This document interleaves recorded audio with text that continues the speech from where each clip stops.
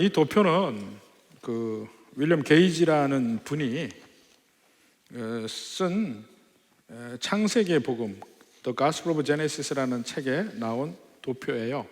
이 얇은 책인데 우리말로도 번역이 되어 있습니다. 근데 그 책은 사라고 별로 권하지 않을게요. 왜냐하면 그 책은 그 책의 한 7, 80%는 이 도표 하나로 다 요약이 되어 있습니다. 이것을 설명하는 거예요. 그리고 또 다른 도표 하나가 있는데 그것은 좀 더 기술적이고 좀 더 전문적이기 때문에 그거는 별로 안 봐도 되는 것이고 이거 하나면 됩니다. 그러니까 이게 너무 똑같이 그냥 되어 있는데 사실은 위에 이전 세상으로 되어 있고 중간부터 아래가 지금 세상이라고 되어 있죠. 이 둘을 서로 비교하는 거예요. 둘을 비교합니다. 이전 세상의 그 사이클과 지금 세상의 사이클을 비교를 합니다. 자, 먼저 이전 세상을 볼까요?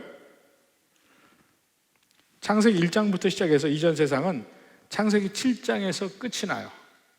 창세기 8장에 홍수가 나서 멸망하게 되잖아요. 그래서 1장부터 7장까지. 그 다음에 지금 세상은, 홍수 이후의 세상은 창세기 8장에서 시작을 합니다. 그리고 아직 안 끝났어요. 언제 끝나냐면 요한계시록 22장에서 끝이 납니다. 다 보이십니까? 예. 그걸 보셔야 돼요. 제 얼굴에 안 써 있습니다. 제 얼굴 보지 마시고 이걸 보셔야 돼요. 자, 그러면 서로 앞에 창세기 1장부터 7장까지 끝날 때까지의 그 되어가는 이야기의 사이클과 창세기 8장부터 시작해서 지금 요한계시록 22장까지의 사이클이 거의 반복적이에요.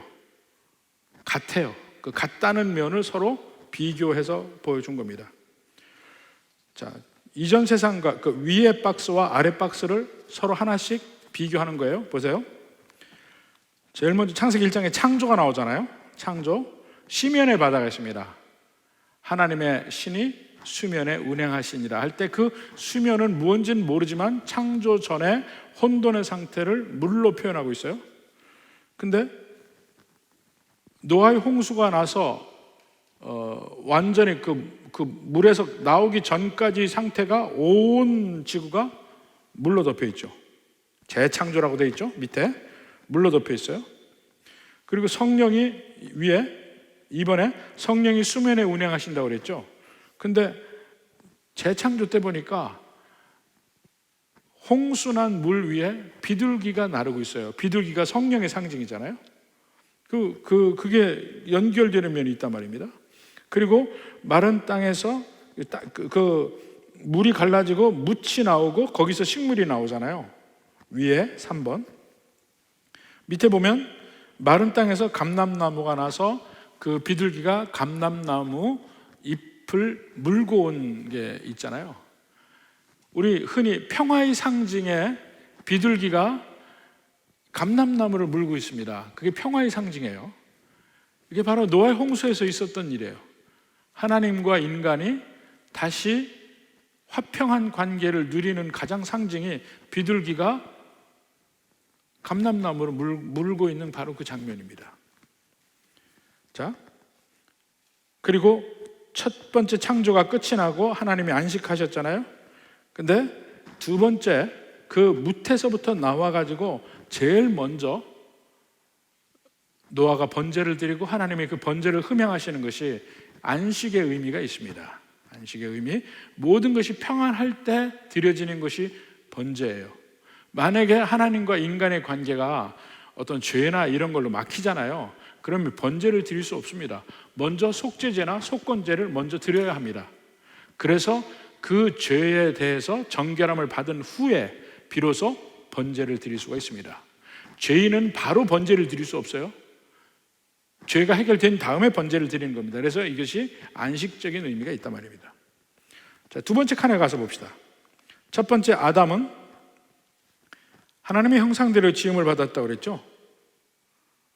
근데 9장 6절에도 보면 또 하나님의 형상대로 사람을 지었다는 말이 똑같이 나와요. 생육하고 번성하라고 1장에서 인간을 창조하시고 얘기하셨는데, 오늘 본문 말씀 창세기 9장 7절에도 생육하고 번성하라는 말이 또 들어가요.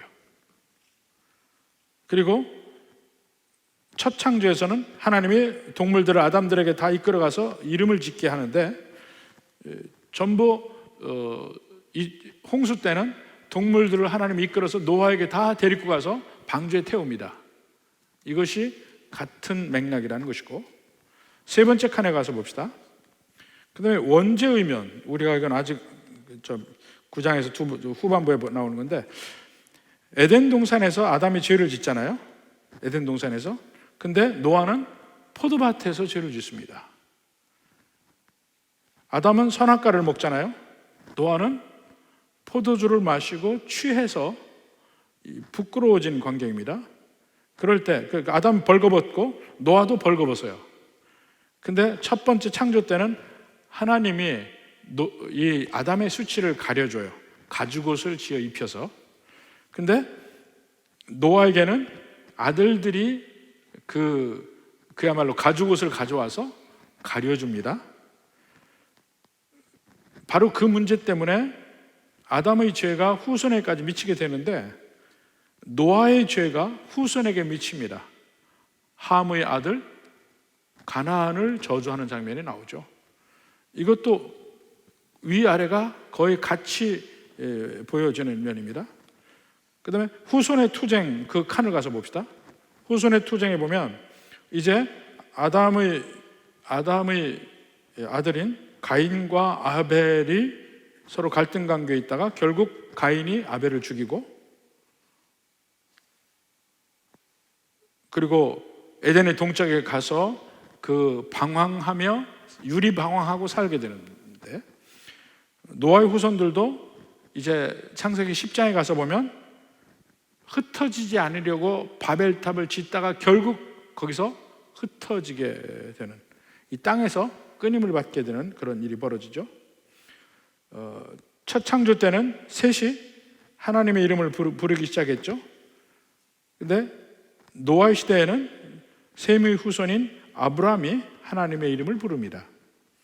그리고 첫 번째 후손들 사이에 그 죄가 점점 커지는 것은 하나님의 아들이 사람의 딸들과 결혼하는 면이 나오는데, 바로 이 면은 성경 전체에서 그 음녀가 하나님의 백성을 꼬이는 면으로 계속해서 나옵니다. 예를 들어서 요셉을 보디발 장군의 부인이 꼬이는 면도 우리가 그 주제를 볼 수가 있고, 잠언 7장 8장 가서 보면 음녀가 소년을 꼬여서 죽음에 이르게 합니다.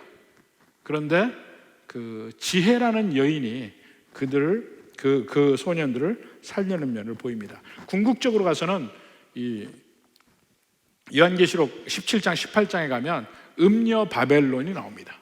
음녀 바벨론이 하나님의 백성들을 꼬이고 하나님을 떠나게 만들고 죄를 짓게 하고 심판을 받게 하는 그것까지도 나옵니다. 이렇게 그건 아직 오지 않았지만 그래도 지금 계속해서 반복되는 주제들이에요. 그리고 마지막 심판, 마지막 칸을 가서 봅시다. 이제 창세기 7장에 노아의 날이 드디어 오고 홍수로 악인을 멸절하고 그 옛 하늘과 땅이 없어지고 지금의 하늘과 땅이 생기는 이 과정이 마지막 심판이잖아요. 지금 세상에는 아직 오지 않았는데 그 심판이 노아의 때와 같다고 그랬어요. 우리가 지난주에도 봤죠. 1번에 노아의 때가 다시 오리라. 그리고 하나님의 구름을 타고 악인을 심판하러 오십니다. 이 홍수 때도 구름이 덮잖아요.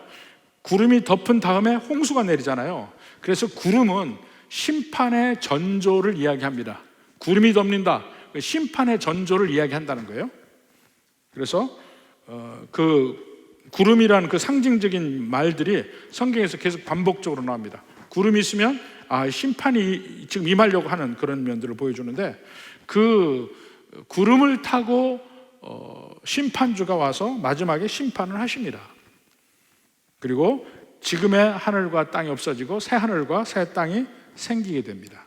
그래서 이 창조가 되어서 홍수 때 완전히 지구가 멸망하는 그 사이클을 그 노아 때부터 재창조의 의미가 있어서 계속해서 그 사이클이 새로 돌아가는데 그 사이클은 아직 안 지나갔어요. 그렇지만 마지막 때는 결국 그 이전 세상이 마지막이 되는 노아의 때와 비슷한 현상들이 일어나면서 마지막 때가 오게 된단 말입니다. 그래서 이 예수님이 계속 지금 그 마지막 때를 노아의 때라고 하는데 바로 그런 면을 실제 성경적으로 정리해 놓은 것이 바로 이 도표, 세계의 역사를 두 사이클, 홍수 전과 후로 두 세상으로 나눠서 본 것입니다. 그러니까 이런 한번 이 구체적으로 하나씩 봐야 이렇게 성경이 되는구나 이렇게 이해를 할 수 있으니까 여러분 한번 이것도 꼭 참조하시고 이번에는 잊어버리지 마세요.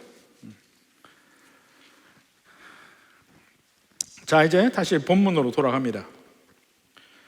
지난번에 그 전후 대칭 구조를 얘기했지만은 바로 전후 대칭 구조의 핵심이 8장에서 이루어집니다. 7장에서 계속 기다리고 7일 기다리고 또 7일 기다리고 7장 4절 10절 이렇게 나오고 드디어 7일간 홍수가 있고 150일이 땅에 넘친다. 7장 24절에 보면 드디어 150일이 나오잖아요. 근데 다시 150일이 있다는 얘기가 8장 3절에도 150일이 나옵니다. 그러니까 앞에 150, 뒤에 150. 근데 앞에 150은 넘친다고 돼 있고 뒤에 150은 감한다고 돼 있어요. 그러면서 다시 40일 기다리고 7일을 기다리고 7일 기다리고 이것이 7, 7, 40, 150 150, 40, 7, 7 그대로 이 전후 대칭 구조로 돼 있단 말입니다. 근데 그 150, 150의 터닝 포인트에 뭐가 있냐면 8장 1절의 말씀이 있는 거예요. 그래서 이 구조상으로 봐서도 이 성경 기자가 가장 독자들에게 초점을 맞춰서 집중해서 포커스를 맞춰서 읽으라고 하는 구절이 8장 1절이에요. 이미 구조적으로 그렇게 되어 있단 말이에요. 8장 1절이 터닝 포인트다 이렇게 얘기합니다. 계속 그 전에는 물이 점점 차오르는 광경, 그 이후로는 물이 점점 빠지는 광경인데 차오르다가 빠지게 되는 그 터닝 포인트에 뭐가 있냐면 8장 1절 하나님이 노아와 그 방주에 있는 모든 들짐승과 가축을 기억하사 이 말씀입니다. 이게 제일 중요한 말이 여기서 하나님이 기억했다 하는 말입니다. 우리 기억했다는 말 우리 상당히 자주 봅니다. 언제 보는 줄 아세요?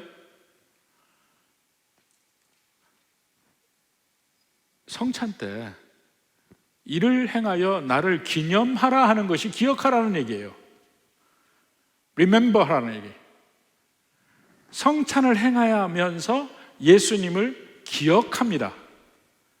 근데 그 기억한다는 말이 우리는 보통 그냥 인식적으로 잊어버렸던 사실을 다시 생각난다 이렇게 머릿속으로 다시 생각나는 것으로만 생각을 하는데 히브리적 사고방식 속에는 그냥 인식적으로 생각만 하고 마는 일은 없습니다. 그래서 사실은 원래 히브리어에 우리가 알고 있는 그 영어의 비동사 나는 존재한다, 있다 뭐 이런 거 이 비동사의 개념이 없어요. 히브리어에는. 헬라어에는 비동사의 개념이 있습니다. 그냥 존재한다, 존재한 걸 인식적으로 알고 있다 뭐 이거 이 존재론적으로 이해하는 것 이것이 이 그리스를 시작으로 해서 서양적 사고에서 있어요. 근데 동양적 사고, 특히 히브리적 사고에는 그냥 그런 이 존재론적으로 그냥 존재한다 이 개념은 아예 없습니다.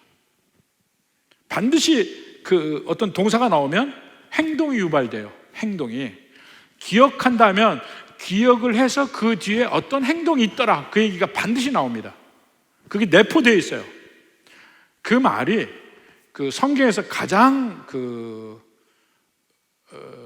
이 대표적으로 나오는 말이 청종이라는 말이에요. 청종.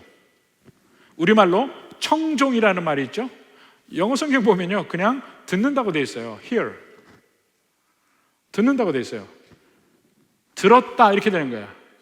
근데 듣고 끝나는 게 아니에요. 히브리적 사고에서는 들었으면 그대로 순종한다는 그 개념까지 포함돼. 아, 그거 나 들었어. 그러면 이 그리스의 헬라어의 개념은 듣고 내가 그거를 그냥 내가 접수했어. 머리로. 이렇게 생각해요. 근데 히브리어에서는 그런 개념이 없어요. 들으면 내가 들었다는 건 접수하고 접수한 대로 행동까지 했다는 것이 합해서 들었다고 표현되어 있어요. 행동이 항상 들어가 있어요. 그러니까 그런 면에서 사실 우리가 출애굽기에서 나는 스스로 있는 자라고 표현하는 거, 영어로 I am that I am 이라고 얘기하는데 그 말 자체는 히브리어에는 존재하지 않는 의미입니다. 나는 스스로 존재하니까 존재한다 이렇게들 말을 하는데 전혀 히브리적 개념이 아니에요. 헬라적 개념이기는 해도 그냥 존재를 이야기하고자 하는 것은 하나도 없어요, 히브리어에. 그러니까 들었다 그러면 듣고 순종했다까지 그 말 안에 포함되어 있어요. 그러니까 기억했다 하는 것은 기억해서 어떤 반응까지도 거기 내포되어 있어요. 내가 너를 기억한다 그 말은 내가 너를 끝까지 돌볼 거야 이 의미까지 들어가 있단 말입니다. 기억한다는 말 안에 여기에 말이 바로 그 얘기예요. 하나님이 노아와 그 가족들과 그와 함께 모든 짐승들을 기억하사, 이것이 그냥 건망증 많은 사람이 참 나 불 안 껐지 그거 기억하는 그게 아니란 말입니다. 그들을 살리시겠다는 의지, 그것이 홍수에서 터닝 포인트예요. 물이 쫙 올라서 물이 150일이 넘치고 있는데 그 150의 기간 동안에 하나님이 그들을 기억하사 그들을 돌보사 그들을 살리기로 하사 그 다음에 120일 동안 넘치다가 그 150일 안에서 다시 감해지기 시작하는 거예요. 비는 40일간 오고 그럼 안 왔잖아요. 안 오고 물이 청청청청 이 차 있는 기간이 150일인데 150일 안에 물이 찼더라 물이 마르더라 그 150일 안에 다 들어가는 거예요. 근데 그 터닝 포인트가 하나님이 그들을 기억하사 이렇게 되는 겁니다. 이런 면이 종종 다른 데서도 나와요. 반응적 행동 또 돌봄 이런 게 다 들어갑니다. 창세기 19장 29절에도 봅시다. 하나님이 그 지역의 성을 멸하실 때에 소돔과 고모라를 멸하실 때라는 말입니다. 곧 롯이 거주하는 성을 엎으실 때, 이게 소돔이죠. 하나님이 아브라함을 생각하사, 이게 생각했다는 말이에요. 이것도 기억하사 아브라함을 remember 했어요. 바로 그 전에 무슨 말이 나옵니까? 아브라함이 하나님을 대접하면서 뭐라고 그래요? 거기를 멸하러 간다고 하니까 아브라함이 그 성에 50명의 의인이 있어도 멸하시겠습니까? 멸하지 않겠다. 혹시 거기서 5명을 감해서 45명 의인이 있어도 멸하시겠습니까? 쭉쭉쭉쭉 어디까지 갑니까? 10명. 의인 10명이 있어도 멸하지 않으리라 하고 아브라함에게 약속하셨어요. 근데 아브라함이 계속 그렇게 이야기한 이유는 자기 조카 롯과 그 가족들이 생각나는 거예요. 그 가족들이 한 10명 돼요. 롯의 부부, 2딸, 사위들 10명이 되고, 근데 가서 멸망을 시킬 때 아브라함을 생각하사 롯과 그 가족들은 구원해 주시는 거잖아요. 그러니까 생각이라는 그 생각했다는 아브라함을 생각했다는 말 안에 롯을 구원한다는 의미가 그 속에 들어가 있는 거야. 롯을 그 엎으시는 중에서 내보내셨더라. 이게 생각의 결과예요. 생각의 결과. 또 창세기 30장 22절 봅시다. 하나님이 라헬을 생각하신지라 하나님이 그의 소원을 들으시고 그의 태를 여셨으므로. 하나님은 세상적으로 복을 많이 받은 사람보다 세상적으로 복이 없는 사람을 더 생각하는 것 같아요. 지금 야곱의 두 아내 레아와 라헬이 있는데 야곱이 라헬을 더 사랑해요. 레아에게 사랑이 없는 걸 봐. 그러니까 하나님이 레아에게는 자식을 많이 주셨어요. 자식을. 그러고 보니까 점점 시간이 흐르면서 레아는 많은 자식을 가지고 있고 거기서 위로를 받아요. 상대적으로 라헬은 남편의 사랑을 받았지만 결국 뭡니까? 점점 시간이 흐를수록 자식이 눈에 밟혀. 그런 라헬의 또 없음에 대한 그 마음, 그것을 하나님이 또 보시고 이제는 라헬도 하나님이 생각하사 소원대로 태를 여신다. 그러니까 어쩌면 우리가 하나님의 복을 받는 지름길은 세상적 복에 연연하지 않는 것일 가능성이 상당히 많습니다. 하나님을 섬기면서도 세상적인 복에서 다른 사람이 더 많이 받았다고 느낄 때 우리 마음은 더 퍽퍽하죠. 근데 결국 하나님이 그러한 면을 들으시고 또 복을 주신다 하는 겁니다. 저는 목사님들 만나면서 제가 느끼는 게 있습니다. 하나는 뭐냐면 많은 그 큰교회 목사님들 보면 참 대단히 그거 할 것 같은데 조금 더 이렇게 그 가정에 들어가서 보면 아픔들이 많이 있어요. 아픔들이. 어느 가정에서 보면 자녀 때문에 아픔을 갖고, 그러니까 자녀가 장애가 있다거나 또 삐뚤어 가거나 별 문제들이 있는 그런 큰교회 목사님들의 가정들을 이렇게 보게 됩니다. 아픔들이 있는 경우들도 있고 이래 참 그걸 많이 봅니다. 또 제가 대학 때 친구들 중에 아주 돈이 많은 집들이 있어요. 대단히 많은 돈이 많은 집들이 있습니다. 참 잘 살아요. 근데 가까이 가서 보니까 다 나름대로 아픔이 있어요. 이상하게 상당히 많은 가정에 불치의 병들이 있어요. 불치의 병. 뭐 피부병이 있는 사람이 있고 어떤 내장기관에 어떤 그런 거 있고 그게 있어요. 그래서 참 그때는 제가 하나님 믿을 때도 아니니까 참 세상 공평하다. 이 생각 참 많이 했습니다. 참 세상 공평하다. 남들이 그렇게 부러워하는 걸 엄청나게 많이 가지고 있는 사람인데 결국 그들도 보면 아픔이 있어요. 그러니까 행복의 총량은 똑같은 건가? 나 이런 생각도 했습니다. 그리고 목사님들 중에서요, 평생을 큰 목회를 못 해보고 작은 교회에서 성도 몇 명에게 시달리고 평생을 목회하는 목사님들이 많이 있습니다. 근데 보면 상당히 많은 경우에 그 자식들이 다 잘 돼요. 많이 봤어요. 자식들이 다 잘 돼요. 그래서 평생 이렇게 크게는 못해도 꿋꿋하게 순종한 그 목사님들을 하나님이 결국 마지막에 위로를 주시는구나. 이것도 많이 느끼게 됩니다. 보통 때는 모르죠. 근데 시간이 흐르면서 우리가 그런 면을 한번 생각해 봐야 됩니다. 뭐 누구 더 부럽고 누가 더 어떻고 나는 왜 하나님이 나를 안 주시고 근데 다른 사람에게 없는 거 분명히 주십니다. 공평하게 주셔요.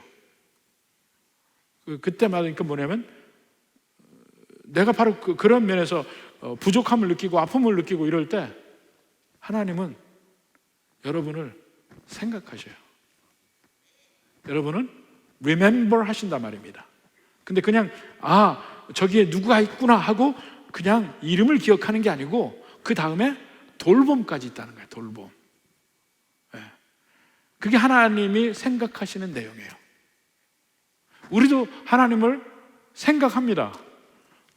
성찬 때마다 생각하라고 하잖아요. 예수님의 생각.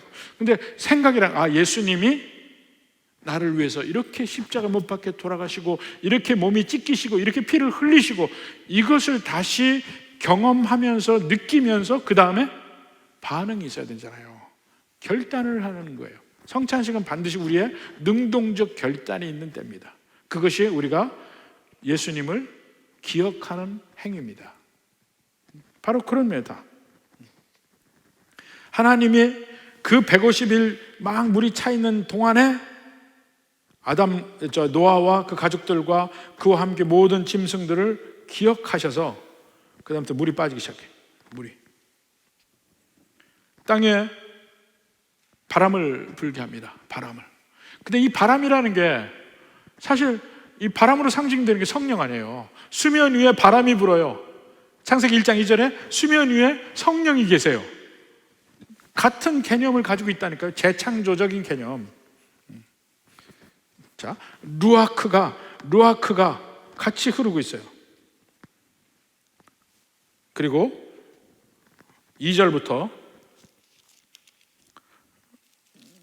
보면 쭉 해서 하여튼 거기서 150일, 40일, 또 7일 이게 이제 사는 거예요. 그 방주 안에서. 근데 그 방주 안에서의 삶은 지난 시간에 우리가 봤죠? 그 안의 삶은 생명을 보존하는데 그 안의 삶은 정말 냄새 기가 막혔을 것이고 냄새. 제가 선교사로 가지 못하는 가장 결정적인 게 제가 비위가 약해요. 못 참아. 비위가 약해. 냄새를 못 참아요. 냄새에도 민감하기도 하고 못 참아.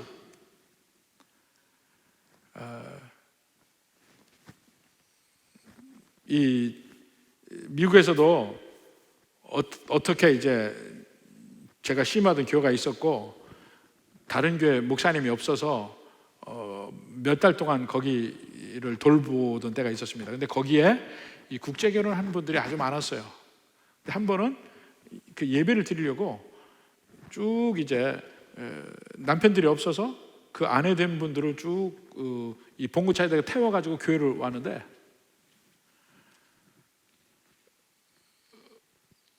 그분들에게서 이 흑인들의 냄새가 나는데 아무리 운전석 창문을 열어 한겨울인데 창문을 열고 달려도 그 냄새 때문에 내가 견딜 수가 없는 거예요. 그냥 뛰쳐나가고 싶어. 차 세워놓고 냄새 정말 독합니다.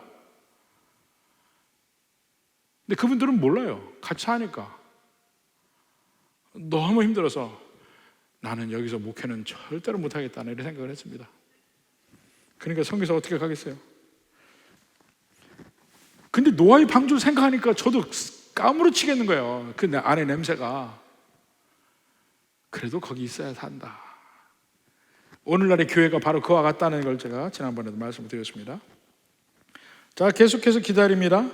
6절부터 해서 쭉 해서 40일 지나고 까마귀를 먼저 내놨는데 내놓고 비둘기를 그 다음에 내놓고 했는데 그 다음에 비둘기가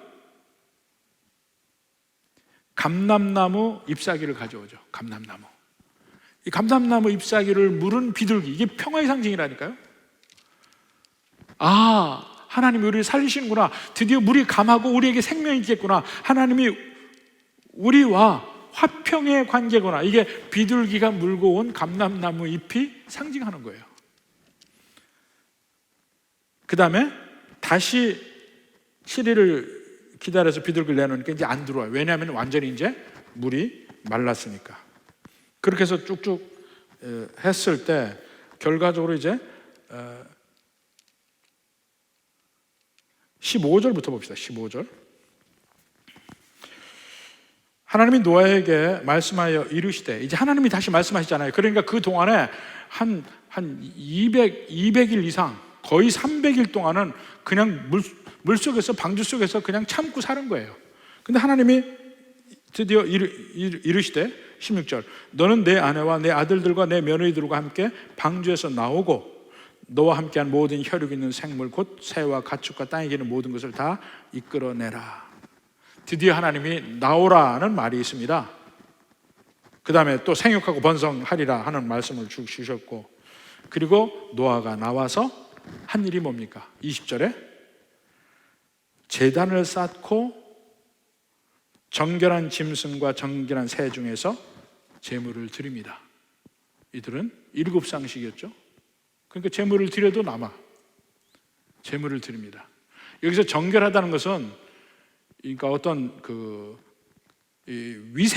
위생관념에서 더럽고 깨끗하다는 개념이 아니라고 그랬어요.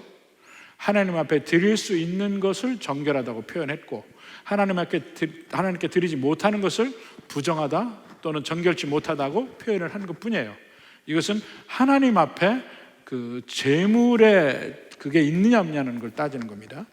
그래서 제사를 드립니다. 그러니까 이 제사는 번제예요. 하나님 앞에 화평하고 안식을 누리고 이런 제사입니다. 그러니까 하나님이 말씀하십니다. 21절에 여호와께서 그 향기를 받으시고 그 중심에 이르시되 내가 다시는 사람으로 말미암아 땅을 저주하지 아니하리니. 사람과 땅은 이렇게 연결되어 있어요. 사람이 악을 행할 때 땅은 저주를 받아요. 그게 묘하게 이 세상에서 어떤 그 신앙적인 면이 강할 때하고 신앙적인 면이 약해질 때하고 차이를 보면, 이 자연이 돌봄을 받기도 하고 아니면 자연이 완전히 그 어떤 훼손이 되고 이것이 같이 갑니다. 제가 전에 한번 말씀드린 것 같은데, 이 중국이 발전되기 전에 우리나라하고 비행기 편도 있기 전에 제가 미국에 있을 때 중국을 들어갔습니다. 중국 들어갈 때 생각하기를 거기는 전혀 발전이 안 됐으니까 참 공기도 맑을 거라고 생각을 했어요. 근데 가서 보니까요, 웬걸 그렇게 매연이 심한 거예요. 가서 보니까 이 하나님을 느끼지 않을 때 자연 훼손을 많이 합니다. 그래서 매연들이 너무너무 많은 거야. 그러니까 자연을 이렇게 좀 잘 건강하게 지키자는 개념 자체가 없어요. 그래서 너무너무 매연이 심한 걸 보고 거꾸로 느꼈어요. 아, 이게 기술이 발달을 해서 더 매연이 심해지는 것보다도 인간의 마음이 어두워지면 자연도 훨씬 더 많이 훼손이 되는구나, 이걸 많이 보게 됐습니다. 근데 이게 같이 연결됐어요. 사람으로 말미암아 땅이 저주를 받는데 이게 같이 연결되어 있는 거예요. 이제 그렇게 연결을 안 시키겠다는 거예요, 하나님이. 이는 사람의 마음이 계획하는 바가 어려서부터 악함이라. 사람이 악해서 자연을, 땅을 저주를 했는데, 그래서 홍수로 쓸어버렸는데, 근데 사실은 사람의 마음은 애초부터 악해. 그러니 이제는 이 방법으로는 다시는 생물을 멸하지 않겠다. 하나님이 나름대로 다짐을 하는 장면입니다. 자, 그리고 이제 생육하고 번성하라, 이제 창조적인 면이 다시 나온다고 그랬죠. 근데 여기서 한 가지, 이제 그전 창조와 조금 이 급이 떨어지는 면이 있습니다. 창조와 같은 사이클인데, 창조와는 이 노아의 그 홍수 이후에 일종의 재창조는 급이 떨어져요. 떨어지는 면이 뭐냐면 9장 4절부터 봅시다.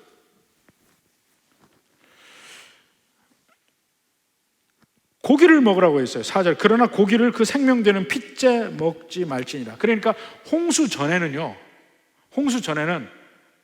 고기를 안 먹었습니다. 홍수 전에는 육식이라는 게 없었어요. 홍수 이후에 육식이 생깁니다.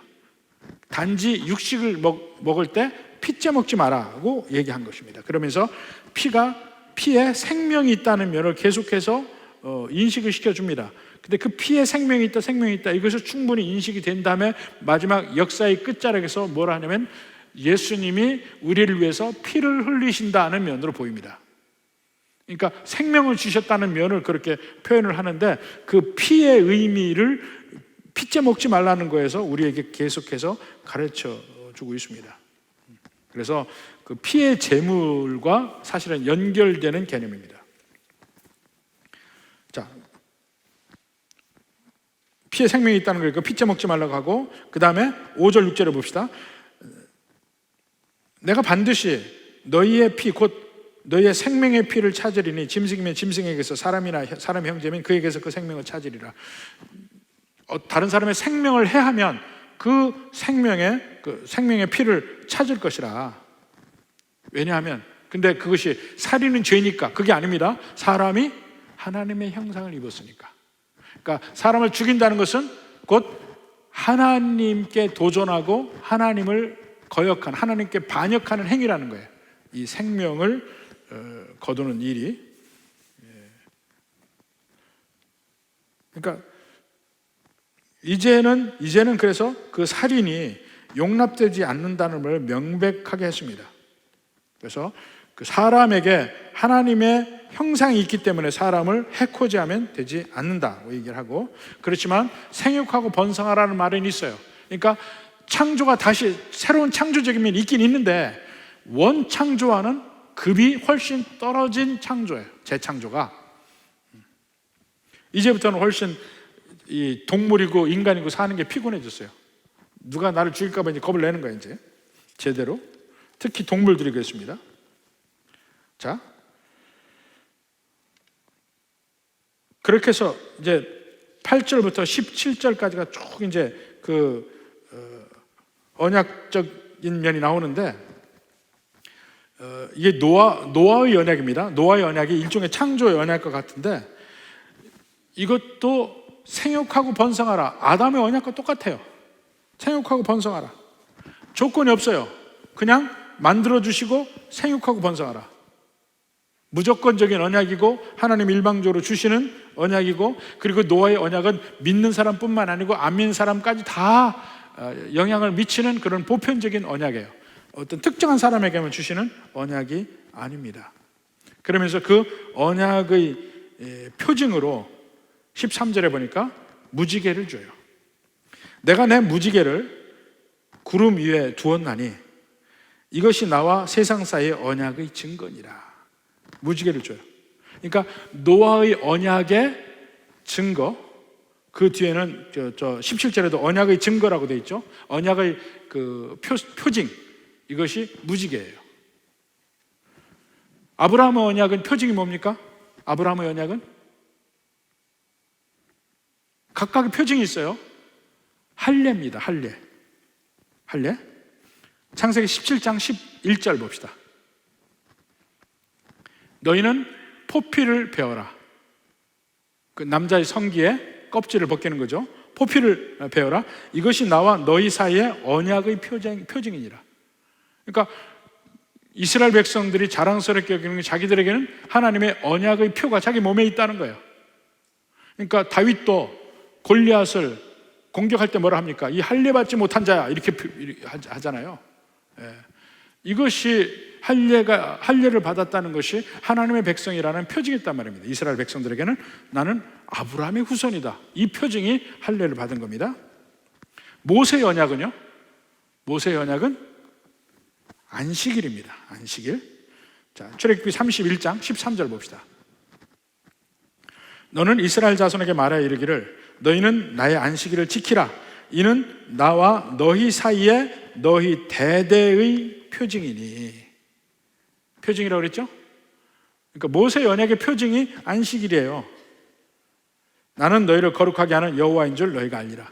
그 안식일을 지킨다는 것은 곧 하나님의 백성에게 주실 안식, 그것을 표현하고 있습니다.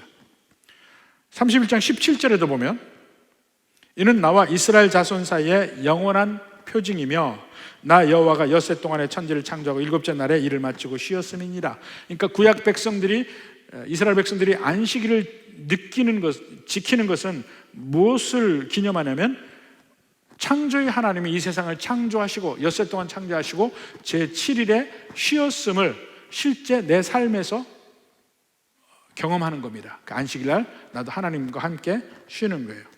그러니까 아브라함의 언약의 표징은 할례, 모세의 언약의 표징은 안식일이잖아요. 우리는 두 가지를 지킵니다. 세례를 지키고 성찬을 지키고. 세례는 할례와 연결이 되어 있습니다. 성찬은 유월절과 연결이 되어 있습니다. 그래서 우리가 그걸 지키는데 누가복음 2장 22절 저녁 먹은 후에 잔도 그와 같이 하여 이르시되 이 잔은 내 피로 세우는 새 언약이니. 이게 그 성찬의 처음 우리가 그 성찬이 그 표예요. 그게 계속해서 있게 되는 겁니다. 그래서 노아의 언약의 표징은 무지개라. 근데 무지개란 말이 우리말에는 우리는 무지개라고 하는데 영어로는 뭡니까? 레인보우라고 그러잖아요. 레인보우라고 할 때 그 보우라는 말이 활이란 뜻이에요. 활을. 그러니까 비가 만든 활이 레인보우예요. 네? 비가 만든 활이야. 레인보우인데 여기 무지개라고 쓴 말 자체가 히브리어로 그냥 활이라는 말이에요. 보우라는 말이에요. 그러니까 하나님이 하시는 말 그대로 보면 내가 활을 구름 위에 두었나니 라는 말하고 똑같아요. 활을 구름 위에 두었나니. 그러니까 고대 근동에서는 이 별들이, 이 사수자 같은 게 별들이 활을 가지고 있어요. 근데 그 별들을 활 모양을 하고 있는 별들은 마치 이 신에게 활을 지금 들이대고 있는 것으로 생각을 했습니다. 근데 그 무지개는 활이 이렇게 하늘을 향해 있어요. 무지개가 이렇게 된 건 없어요. 항상 이렇게 돼요. 근데 이거를 볼 때 활이 걸려 있다 이렇게도 이해를 하고, 활이 하나님을 향하고 있다 이렇게도 이해를 할 수 있습니다. 무지개를 볼 때. 근데 원래 이 하늘에 걸려 있는 활은 신에 대한 적대감의 표현이라고 했는데 오히려 그러한 걸 가지고 하나님은 하나님과 인간 사이에 화해의 표현으로 활을 쓰셔요. 그러니까 활이 걸려 있다는 말이 더 맞는 것 같아. 그러니까 근데 더 중요한 건 뭐냐면 그 증표로서 보우를 하나님이 걸어두셨어요. 이제는 다시는 물로 멸망하지 않으리라. 거기에 대한 활은 내가 걸어두리라. 이런 의미로 우리가 보습니다. 근데 걸어두는데 비가 올 때마다 레인보우가 보여요. 비가 만드는 활이 보여요. 근데 그 활을, 이 말을 자세히 보면 보는 레인보우를 왜 걸어두냐면 하나님이 보려고 걸어둔 겁니다. 우리 보고 보라는 게 아니에요. 그건 2차적인 문제예요. 하나님이 보라는 거예요. 한번 보세요. 내가 13절에 봅시다. 내가 내 무지개를 구름 속에 두었다 하잖아요. 두었는데 14절에 내가 구름으로 땅을 덮을 때에, 구름으로 땅을 덮는다는 것은 심판이 또 임하고 있다는 걸 상징적으로 표현한다고 그랬죠. 홍수가 있은 뒤부터는 구름이 하늘을 덮으면 인간이 겁을 내기 시작해. 또 홍수가 와서 이 인간을 다 멸망시키지 않을까? 이렇게 생각한단 말입니다. 그러니까 하늘의 구름은 심판이 임박했다는 상징이에요. 또 여기도 그래요. 내가 구름으로 땅을 덮을 때에 이것들이 이제 심판해야 되겠구나 하고 느끼는 그때에 무지개가 구름 속에 나타나면, 근데 그때 비가 막 오기 시작하고 하면서 무지개가 나타나는 말입니다. 그거를 누가 보냐면 하나님 본다니까요. 15절. 내가, 주어를 잘 보세요. 내가 나와 너희와 육체를 가진 모든 생물 사이에 내 언약을 기억하리니. 내가 내 언약을 기억하리니. 그렇게 돼 있죠? 모든 그 언약을 기억하는 주체가 하나님이란 말입니다. 하나님이 무지개를 보고 기억하리니. 여기도 기억한다는 말이 나오네. 기억한다는 말이 뭐예요? 잊어버렸던 걸 생각난다. 거기서 끝나는 게 아니라고 그랬죠? 내가 이들을 멸망시키지 않고 은혜를 베풀겠다는 마음까지 기억 속에 다 들어가 있단 말입니다. 기억하리니 다시는 물이 모든 육체를 멸하는 홍수가 되지 아니할지라. 16절에 또 보세요. 무지개가 또 다시 설명하는 겁니다. 무지개가 구름 사이에 있으리니 내가 보고. 명백하게 나오죠. 니들이 보고가 아니에요. 내가 보고예요. 내가 보고.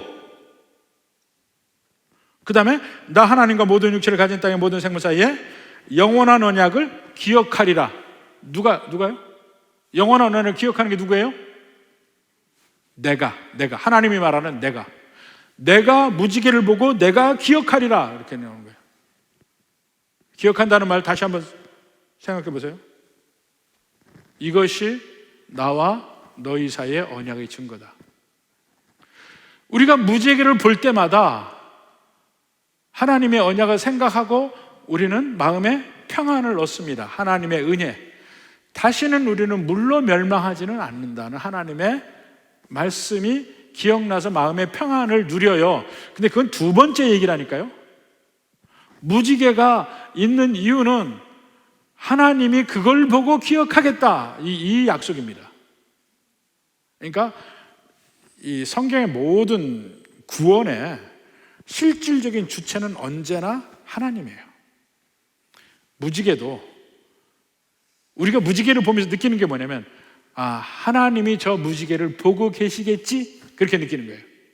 하나님이 무지개를 보고 계시겠지? 그리고 하나님이 무지개를 보시고 그때 약속한 걸 기억하시겠지? 그래서 막 구름이 있는데도 홍수를 멸하지 않겠다고 지금 다짐하시고 계시겠네. 이렇게 생각하란 말입니다. 우리가 무지개를 볼 때의 마음이 그거라는 거예요. 걸려있는 활.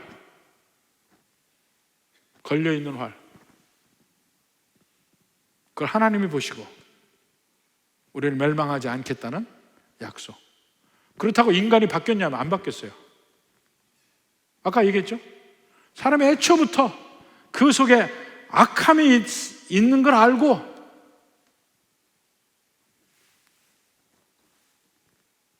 다시는 사람으로 말미암아 땅을 저주하지 않겠다. 사람이 바뀌어서 저주하지 않는 게 아니에요. 사람으로 말미암아 땅을 연결시켜 놓고 저주를 했는데 하나님이 마음이 아프신 거예요. 다시는 그렇게 안 하겠다. 하나님이 스스로 마음을 먹으신 거예요. 그리고 그것을 인간의 죄악을 볼 때마다 멸망시켜야 되겠다고 하고 구름을 모으다가 무지개를 보시고 안 하시는 거예요. 그게 지금 몇 년이요? 6,000년. 그게 6,000년. 성경적 그냥 그것만 따지면 앞으로도 계속해서 물로는 명하지 않습니다. 단지 전혀 다른 환경이 노아의 때처럼 다시 우리에게 임할 뿐이에요. 이 노아의 홍수에서 조금이나마 그 하나님의 마음, 전적으로 인간은 이렇게 멸망당할 수밖에 없는 존재, 나는 이렇게 멸망당할 수밖에 없는 존재임에도 불구하고 끊임없이 하나님이 기억하셔서, 하나님이 자기 백성들을 기억하셔서 심판을 멈추고 그러기를 6,000년이라. 심지어는 내가 너희들 다시는 물로 멸망하지 않을게 하는 언약을 하늘에다 걸어두시고 하나님이 계속 그걸 보시고 생각하시고 내가 생각하고 있다는 걸 무지개 볼 때마다 느껴라고 인간에게 안심을 주시고, 이것이 하나님의 은혜입니다. 바로 그것 때문에 오늘날 우리도 살고 심지어는 믿지 않는 수없이 많은 사람들도 오늘날 목숨을 유지하고 자기들 나름대로 즐겁게 자기들의 길을 걸으며 자기의 길을 갑니다. 그러나 이때는 역시 노아의 때. 이것을 다시 한번 깨닫고 갈 수 있는, 깨어있는 우리 성도들 되기를 주님의 이름으로 축원합니다.